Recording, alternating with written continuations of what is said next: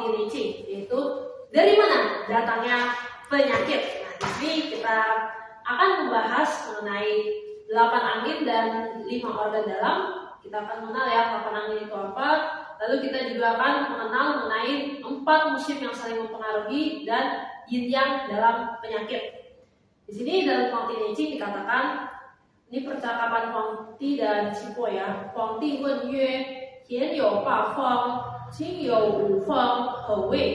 Qi Po dui yue, ba feng fa xie, yi wei jing feng, chu wu zhang, xie qi fa bing. Jadi Huangdi bertanya, di langit ada 8 angin, di meridian ada 5 angin. Nah, apa maksudnya? Lalu Qi Po menjawab, 8 angin luar dapat menimbulkan patogen jahat. Bila masuk ke meridian, maka disebut sebagai angin meridian. Bila mengenai 5 organ, energi jahat itu akan menimbulkan penyakit. Nah, di sini apa itu 8 angin ya? 8 angin yang pertama itu adalah angin dari selatan yang kita sebut juga sebagai Taro Feng. Bila menyerang, ini melukai organ paling penting manusia, yaitu jantung. Angin yang kedua itu adalah angin dari barat daya yang disebut sebagai Mo Feng. Dan bila menyerang itu merusak limpa di dalam dan otot di luar. Angin yang ketiga itu adalah Kang Feng, yang mana bila menyerang melukai paru-paru di dalam dan kulit di luar. Nah, angin ini dari barat.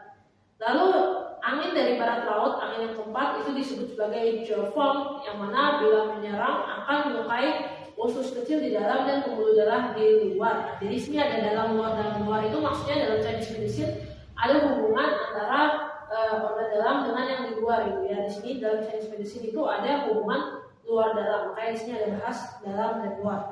Lanjut, yang kelima itu adalah angin dari utara yang disebut sebagai Ta Kang Feng, yang mana bila menyerang itu melukai ginjal di dalam serta tulang, bahu, punggung, dan tendon di luar. Yang keenam itu adalah angin dari timur laut yang disebut sebagai Xiong Feng. Nah, bila angin dari timur laut ini menyerang, ia akan melukai usus besar di dalam serta tulang rusuk samping dan sendi kaki di luar. Lalu yang ketujuh itu adalah angin dari timur yang disebut sebagai Ying'er Feng, yang mana bila menyerang ia melukai hati di dalam dan ikatan otot di luar. Yang kedelapan adalah angin dari tenggara yang disebut sebagai Pro Feng, yang mana bila menyerang ia melukai lambung di dalam dan otot di luar. Lalu di sini juga dibahas mengenai 5 angin dari 5 organ. Dalam TCM itu 5 organ dalam kita, yang mana ada jantung, liver, paru-paru, ginjal, dan limpa lambung. Itu masing-masing dapat terserang oleh angin patogen yang disebut sebagai 5 angin organ dalam, yaitu anginnya liver, anginnya jantung, anginnya limpa lambung, dan angin paru serta angin ginjal. Nah, dalam Chinese medicine juga kita mengenal ada hubungan antar 5 unsur. Nah, di sini ada 5 unsur yang memiliki hubungan saling membatasi serta saling melahirkan. Seperti tanah membatasi air, air membatasi api, kayu membatasi tanah, api membatasi logam, logam membatasi kayu.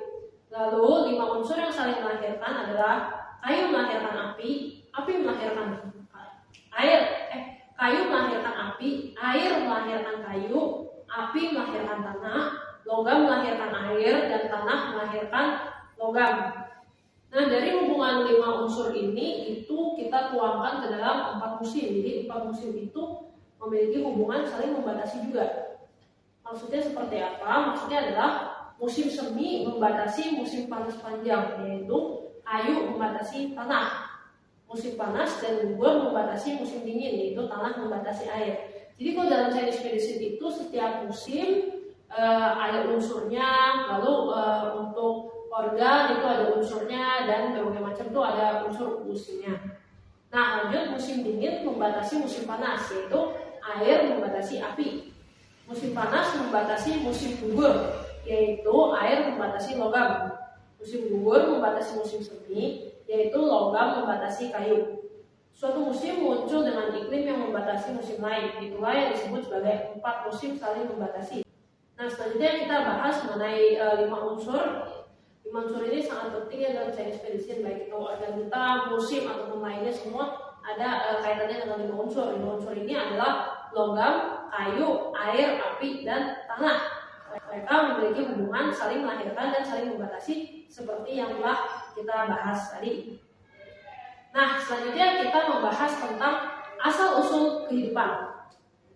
Dalam Huang Di Jing dikatakan, Fu Jing Zhe, Shen Zhi Ben Ye, Gu Chang Yu Jing Zhe, Chun Mu Bing Wen, Xia Shu, Han Bu Chu Zhe, Qiu Cheng Feng Nue, Gu Yue, Yi Zhong You Yin, Yang Zhong You Yang, Ping Dan Zhi Ri Zhong, Tian Zhi Yang。养中至阳也，热中至黄昏，天至阳，养中至阴也，可夜至鸡鸣，天之阴，阴中至阴也，鸡鸣至平淡，天之阴，阴中至阳也，故易经之。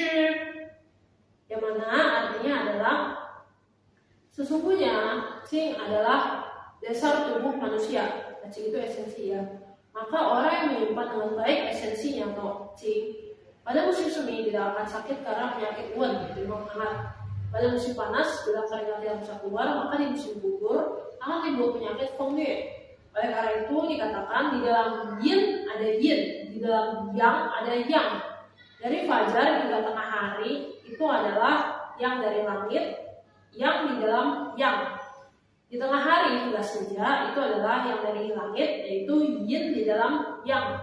Malam hari hingga kokok ayam itu adalah yin dari langit, yaitu yin di dalam yin. Dan dari kokok ayam hingga fajar itu adalah yin dari langit juga, yaitu yang di dalam yin. Maka demikianlah keselarasan yang harus kita ikuti. Nah, di sini asal-usul kehidupan kita itu bergantung pada si langit dan bumi. Mengikuti hukum 4 musim, si langit dan bumi menyediakan kondisi material bagi manusia. Yin yang 4 musim mendorong pertumbuhan dan perkembangan tubuh manusia. Hasil dari pergerakan yin yang melalui perubahan gerak yin dan yang dari langit dan bumi dalam sejarah yang panjang, langit dan bumi saling berinteraksi, lalu berubah dan melahirkan manusia. Qing adalah dasar tubuh manusia, kekuatan vitalitas tubuh manusia berhubungan langsung dengan Qi. Sedangkan Qing adalah sesuatu yang didapat sejak lahir dan merupakan zat mula kehidupan. Nah, kenapa kita harus memahami bahwa di dalam yin dan di dalam yang masih ada yin yang ini? Nah, ini adalah mengenai yin yang dari penyakit. Karena dengan dasar ini kita bisa mendiagnosis sifat yin yang penyakit 4 musim sehingga dapat dilakukan pengobatan yang tepat. Maka perubahan yin dan yang manusia dan alam juga saling berhubungan. Jadi perubahan seperti yang kita ketahui, manusia dan alam merupakan satu kesatuan. Alam itu memiliki yin yang-nya sendiri, manusia juga memiliki yin yang-nya sendiri, dan keduanya itu saling berkaitan. Contohnya, timur berwarna hijau berhubungan dengan hati. Nah, seperti yang tadi aku sampaikan ya, jadi setiap organ manusia itu ada unsurnya, ada warnanya, ada kaitan emosinya, ada juga arahnya dan lainnya. Nah, timur berwarna hijau berhubungan dengan hati. Hati terbuka pada mata. Penyakit sering muncul di kepala. Dalam 5 rasa itu termasuk rasa asam, dan dalam 5 unsur termasuk kayu. Dalam 5 ternak adalah ayam, dan dalam 5 biji-bijian adalah gandum. Berhubungan dengan musim semi. Selanjutnya, selatan itu berwarna merah, berhubungan dengan jantung. Jantung terbuka pada telinga. Penyakit sering muncul di 5 organ dalam. Dalam 5 rasa termasuk pahit, dalam 5 unsur termasuk api. Dalam 5 ternak adalah kambing, dan dalam 5 biji-bijian adalah jiwawut, berhubungan dengan musim panas. Selanjutnya, tengah itu berwarna kuning, berhubungan dengan limpa. Dan limpa itu kan posisinya di tengah ya, limpa lambung. Limpa terbuka pada mulut dan bibir, muncul di tulang belakang. Barat berwarna putih, berhubungan dengan paru-paru, terbuka pada hidung, penyakit yang sering muncul di punggung. Termasuk pada rasa pedas. Dalam 5 unsur termasuk logam. Dan dalam 5 ternak itu adalah kuda, dalam 5 biji-bijian adalah padi, berhubungan dengan musim gugur. Lalu selanjutnya adalah utara. Utara itu berwarna hitam, berhubungan dengan ginjal. Ginjal terbuka pada 2 unit depan dan belakang. Penyakit sering muncul di keempat anggota tubuh. Dalam 5 rasa termasuk asin, dalam 5 unsur termasuk air, dalam 5 ternak adalah babi, dalam 5 biji-bijian adalah kacang, berhubungan dengan musim dingin. Oleh karena itu, seorang dokter yang ahli dalam memeriksa denyut nadi dapat dengan cermat memeriksa perubahan pada organ dalam, memahami aliran qi dan darah, serta merangkum hubungan yang berkaitan antara yin dan yang, dalam dan luar, serta pria dan wanita dengan cara yang jelas dan teratur. Ia juga dapat mengingat prinsip-prinsip dalam ini, merenungkannya secara saksama dan menerapkannya secara luas.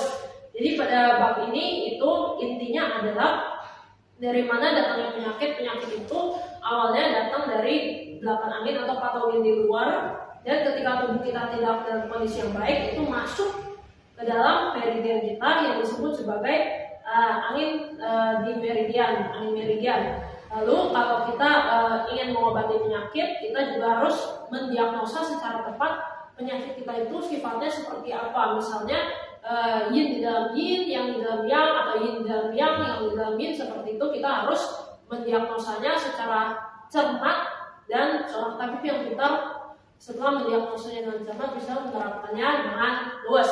Itulah inti dari bab 5 buku Manhua Kontinensi mengenai dari mana datangnya penyakit. Selanjutnya mari kita lihat bab ke-6.